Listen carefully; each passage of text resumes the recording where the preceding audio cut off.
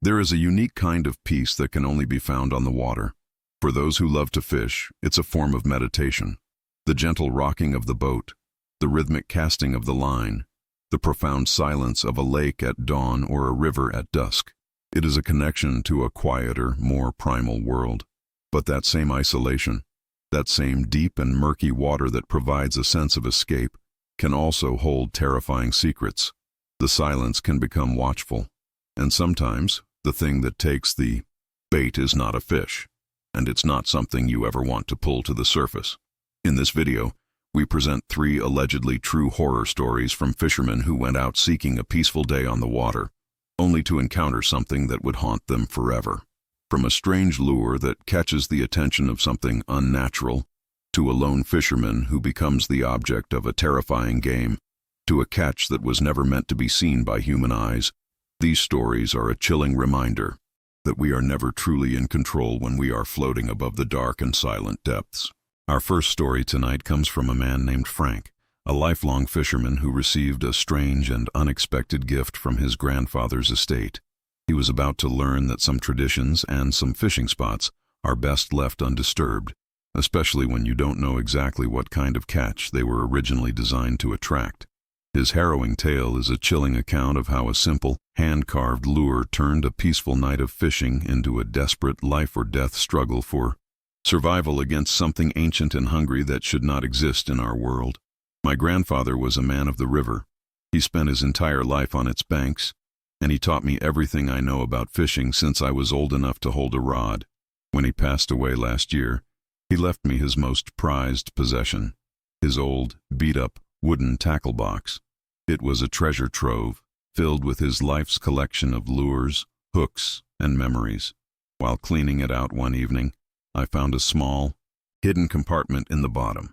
Inside, wrapped in an old piece of oilcloth, was a lure I had never seen before. It was old, clearly hand-carved from a piece of dark, heavy, almost black wood. It was shaped like a small skeletal fish, with intricate individual ribs carved along its sides. It had strange, almost runic symbols burned deeply into its wooden flesh, and its hooks were made of a dark, tarnished metal that felt unnaturally cold to the touch. It was both beautiful and incredibly creepy. I felt drawn to it. I decided I would use it on my next trip, a small, personal way to honor my grandfather's memory. I took it to our favorite spot, a quiet, secluded bend in the river deep in the woods that we had always called Whisper Creek, a place so hidden that only we knew about it. I decided to go for a night fishing trip, just like we used to do when I was a kid. I hiked in, set up my gear on the muddy bank, the only light coming from my small, battery-powered lantern. Around midnight, with a feeling of deep nostalgia, I tied the strange, skeletal lure to my line and cast it out into the deep, dark water. The moment the lure hit the surface of the water with a soft splash, the atmosphere changed completely. The usual comforting night sounds of the river, the chirping crickets, the croaking frogs, the rustle of small animals in the underbrush, all went completely, abruptly silent. It was as if a heavy, suffocating blanket had been thrown over the entire forest.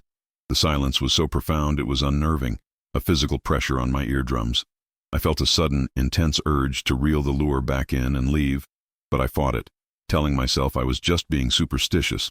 I sat there for what felt like an hour, in a silence so absolute it was deafening.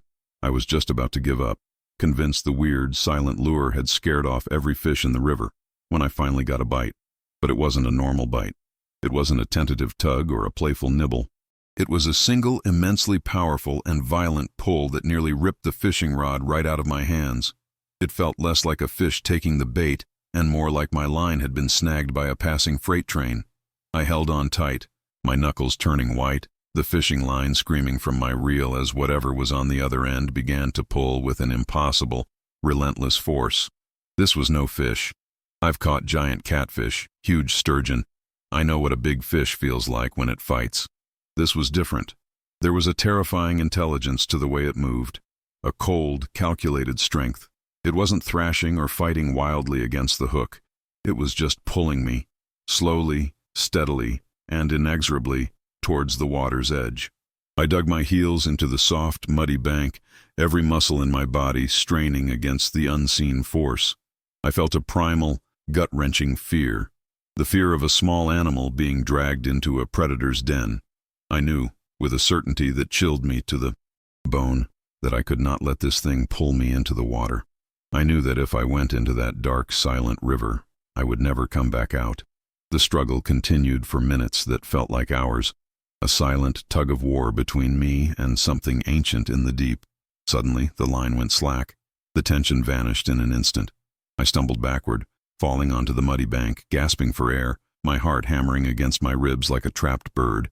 I scrambled to my feet and began to reel in the line as fast as I could, fully expecting it to be broken, snapped by the immense force. But as I reeled, I felt the weight of the lure. It was still there. As it broke the surface and came closer to the bank, illuminated by my lantern, I saw that there was something tangled in its dark, tarnished hooks. It wasn't a fish. It wasn't a weed or a piece of driftwood. It looked like a long, pale, and waterlogged strand of human hair, woven together with a piece of dark, rotting cloth that looked, disturbingly, like a shred of an old dress. It was a horrifying, grotesque catch that made me feel sick to my stomach.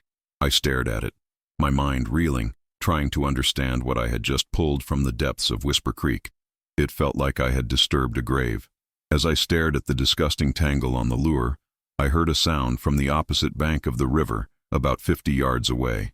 It was the sound of something heavy and wet dragging itself slowly out of the water and onto the mud. I grabbed my lantern and shined its beam across the dark river, my hand trembling uncontrollably. In the wavering yellow circle of light, I saw it. It was standing on the far bank, illuminated just enough to be terrifyingly real. It was a tall, unnaturally thin figure, draped in what looked like dark, wet, rotting rags that hung loosely from its skeletal frame.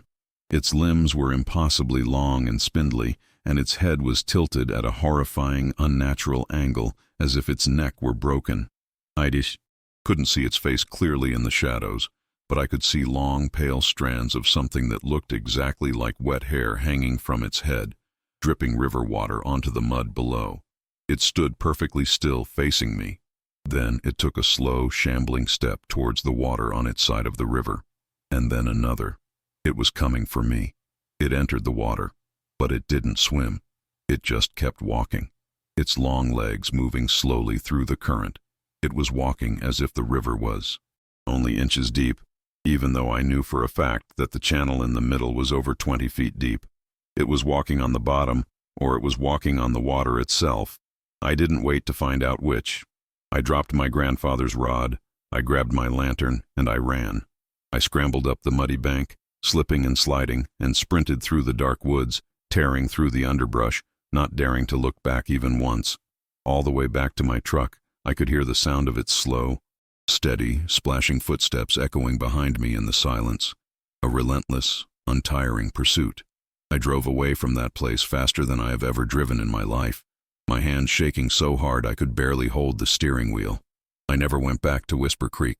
I never even went back for my grandfather's rod.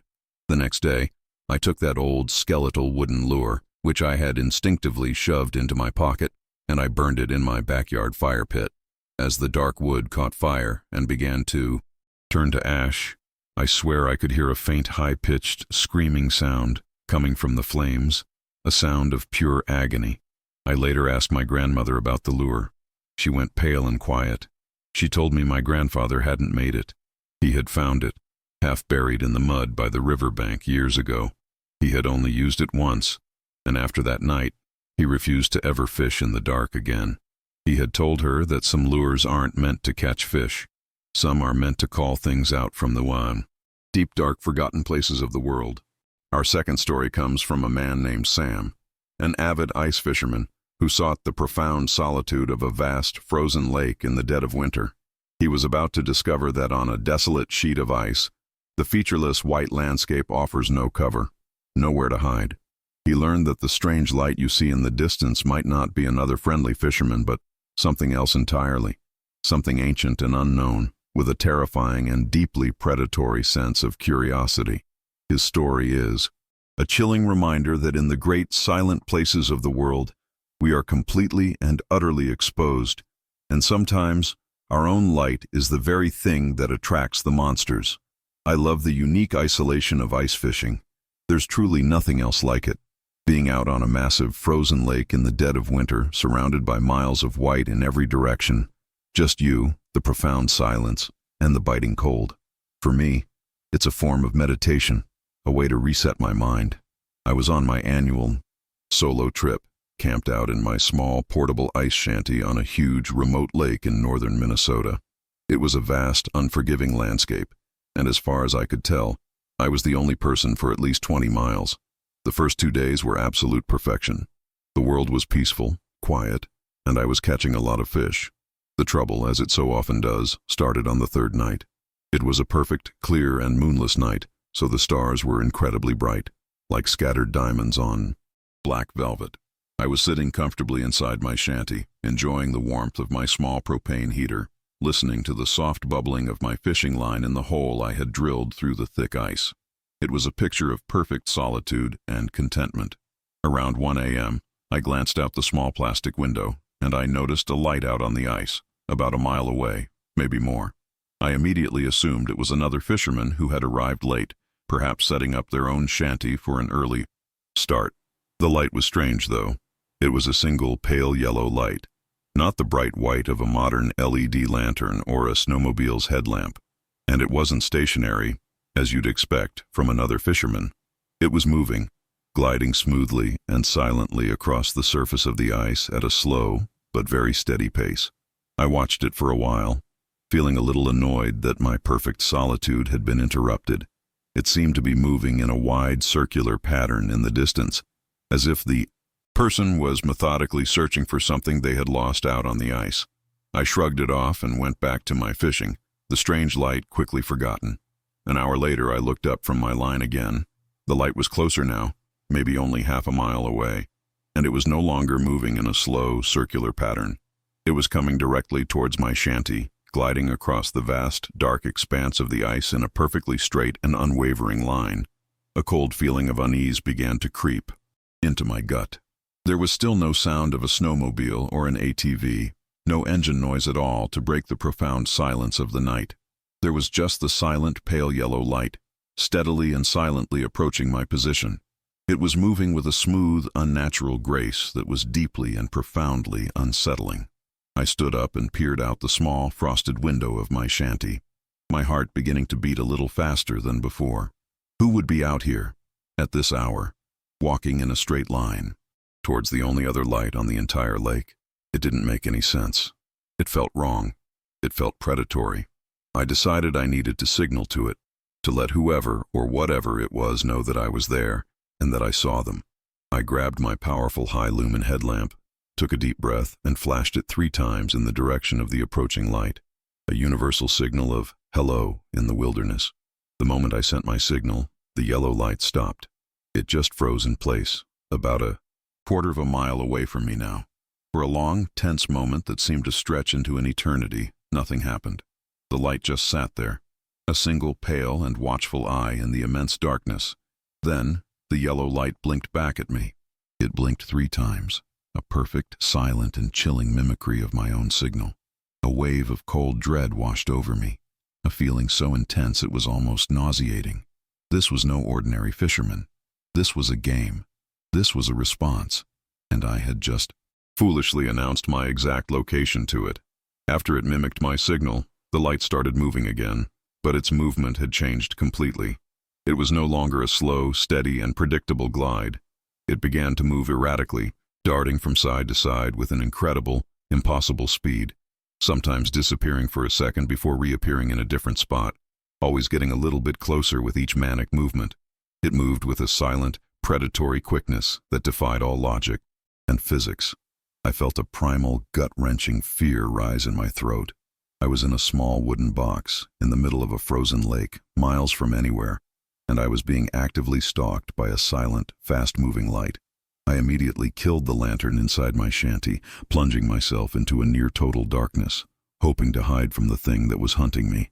I crouched below the window, my eyes glued to the small crack at the bottom, my body trembling.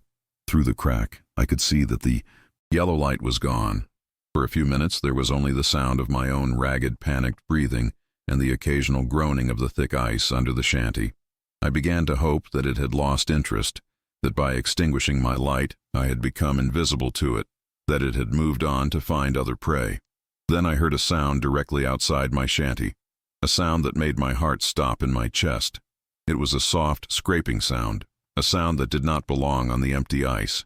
It was the sound of what I can only describe as fingernails, or perhaps long claws, being dragged slowly and deliberately across the frozen wooden wall of my tiny shelter. It was no longer at a distance. It was right here. It was touching my shelter. It knew I was inside, and it was letting me know that it knew. A cat playing with a cornered mouse before the final, fatal pounce. It was circling me. I could hear the soft, scraping sound moving around the perimeter of my shanty. A slow, methodical, and terrifying inspection. I held my breath, too terrified to even move, my mind screaming.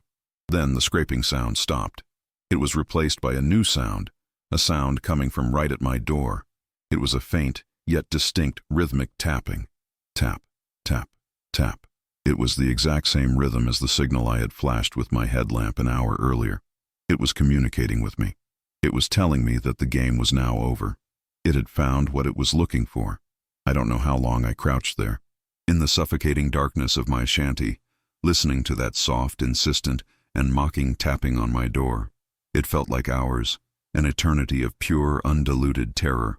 I was completely paralyzed by a fear so complete, it felt like my heart had stopped beating. I was a dead man, just waiting for the door to be torn from its hinges. Finally, as the first faint gray hint of dawn began to lighten the eastern sky, the tapping stopped. The silence that followed was somehow even more terrifying than the noise had been. I waited, listening, not moving a muscle, until the sun was fully up and the inside of my shanty was filled with the bright, cheerful light of a new day. With my hands shaking so badly I could barely function, I slowly, cautiously, threw open the door. There was nothing there, just the vast, empty, and sunlit expanse of the frozen lake, stretching to the horizon in every direction. There were no tracks, no footprints, nothing to suggest anything had been there at all. It was as if my entire night of terror had been nothing more than a waking nightmare, a hallucination brought on by the isolation. But on the outside of my wooden door, scratched deep into the wood, were 3 long, parallel gouges. They were deep and sharp, as if some inhuman hand, with 3 long, claw-like fingers, had marked its territory, leaving a permanent and terrifying reminder of its visit. I packed up my gear in a frantic haze, not even bothering to pull my lines from the ice.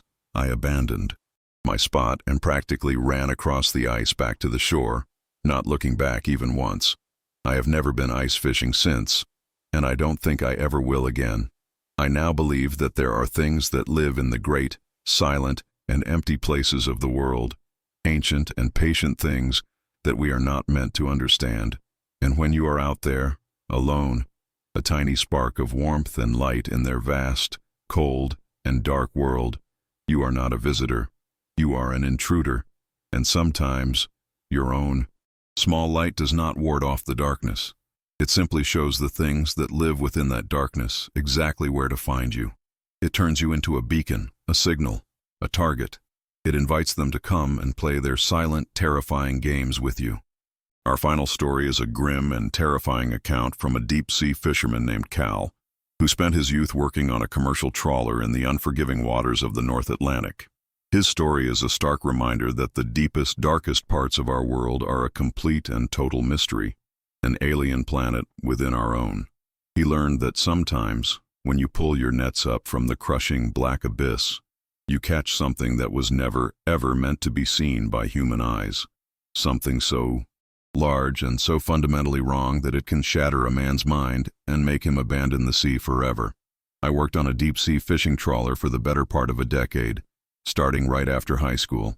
It's a hard, grueling, and dangerous life, but for a young man with few prospects, the money is good.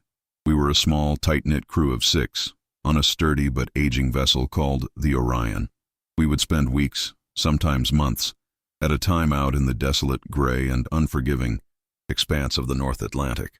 We had seen our share of strange things out there. Giant squid that would wrap their tentacles around the nets, weird-looking bioluminescent fish from the deep that would glow on the deck. But nothing Absolutely nothing could have prepared us for what we pulled up on our last trip. We were trawling in a deep-sea trench off the coast of Greenland, a place we had never fished before. It was a risky move, as the area was mostly uncharted, but the captain was hoping for a big catch, a haul that would make the entire trip worth it. The net came up heavy, impossibly heavy. The massive hydraulic winch was straining, the ship's engine groaning and belching black smoke under the immense load.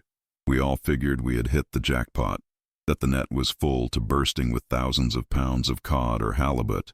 We were laughing and joking on deck, excited by the prospect of a huge payday, our minds filled with thoughts of the money we were about to make.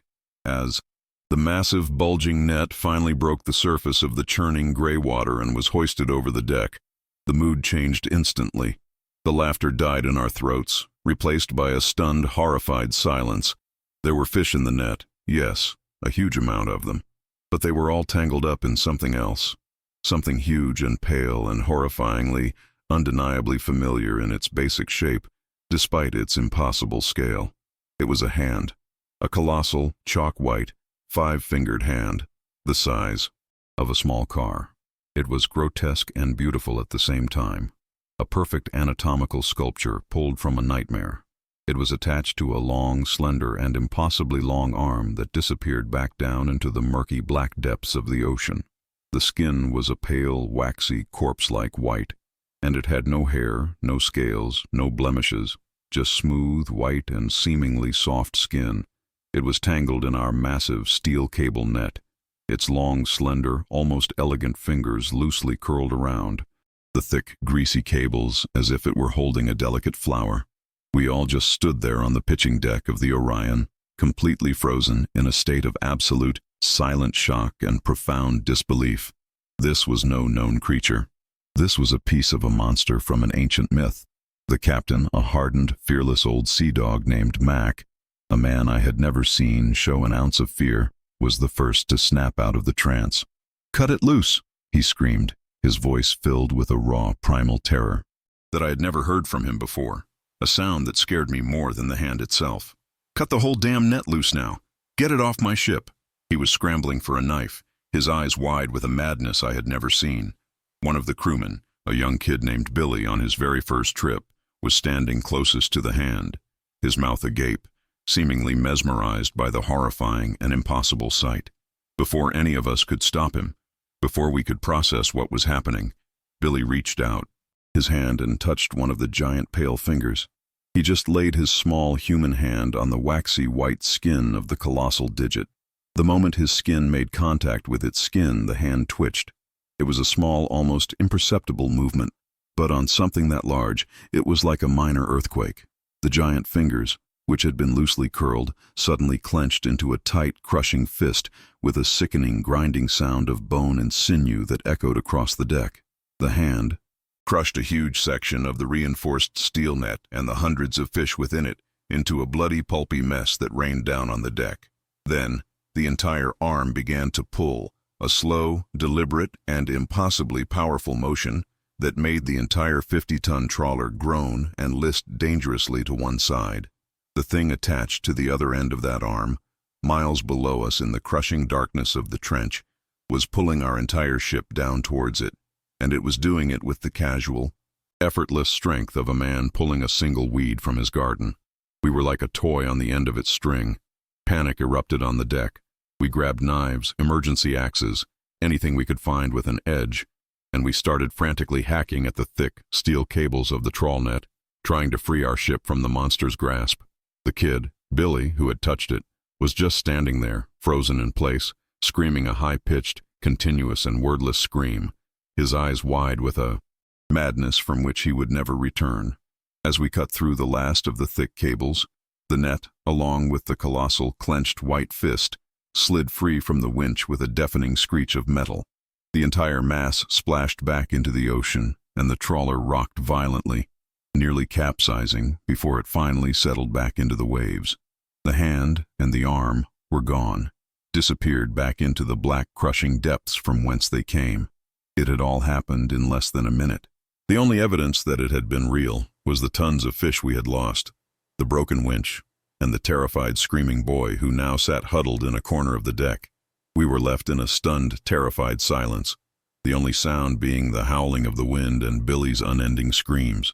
We didn't speak for the rest of the long, slow journey home. There were no words in any language that could adequately describe what we had seen. We all knew that we had just looked into the abyss, and the abyss had shown us a tiny, terrifying piece of what was looking back. When we got back to port, we all quit. Every single one of us. We took a vow of silence, and the official story we gave the company was that the net had snagged on an uncharted shipwreck and had to be cut loose. A huge but explainable financial loss. No one ever mentioned the hand. How could we? Who would ever believe us? It became a shared, unspoken nightmare that we would all take to our graves. I still have nightmares about it even now, 20 years later. I see that giant, pale, beautiful, and terrible hand, the size of a car, rising from the dark water. I see its long, white, elegant fingers curling into a fist of impossible power. And sometimes, in my darkest dreams, I am the one who reaches out and touches it. I wake up in a cold sweat, with the phantom feeling of that cold, waxy, and impossibly ancient skin under my fingertips, a feeling of touching something that was never meant for our world. I left the sea, forever after that trip, but a part of me will always be out there, on the pitching, wet deck of the Orion, staring down at a catch that proved that the old, ancient sea maps were wrong. They used to draw monsters in the blank spaces of the map, dragons and sea serpents, to denote the unknown. We were wrong to ever erase them.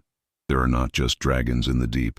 There are things so much older, so much larger, and so much more terrifying than our worst and most imaginative nightmares could ever possibly conceive of.